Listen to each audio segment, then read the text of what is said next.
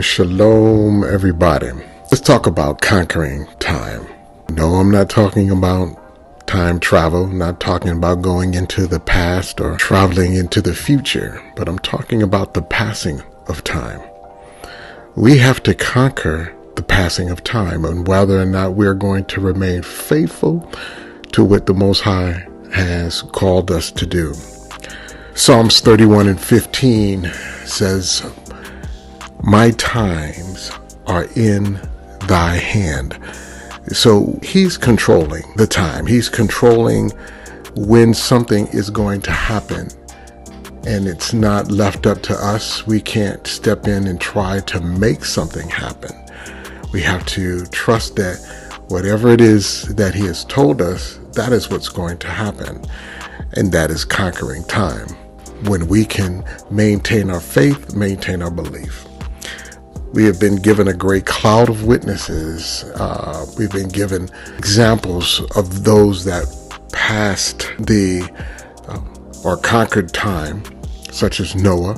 Noah had to preach 120 years before what the Most High told him would happen, what occurred. We know Job had to be patient in going through the ordeals that he had to deal with. And he had to conquer time if he was going to find the success or if he was going to find the blessing in what the Most High was doing in his life. Abraham was told that he would have a son. Now, it didn't happen in 1 year, didn't happen in 5 years, it didn't happen in 10 years. Decades went by, and he had to hold on to faith. He had to hold on to the promise that the Most High had given him. Now, Sarah, of course, struggled, and she tried to make happen what the Most High said by giving her handmaiden to Abraham.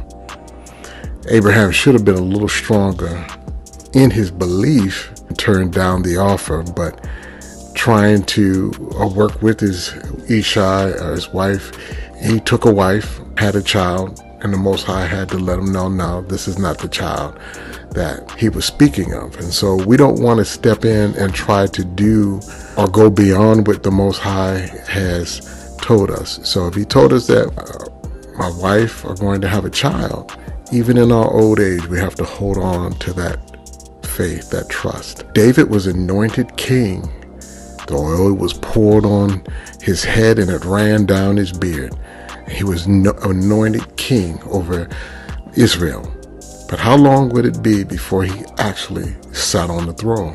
There was going to be a challenge for him, and the challenge was time. Was he going to trust what the prophet had said? Was he going to trust that the Most High had truly called him to be king? 7.5 years would pass before he would sit on the throne.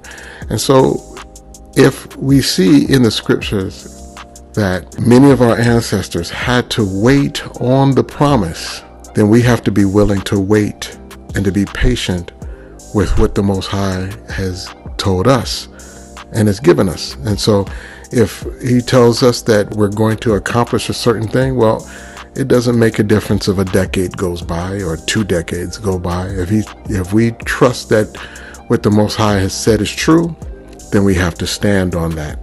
And we cannot allow time to erode at our faith, erode our belief, and to push us into doing what we ought not do. Let's conquer time.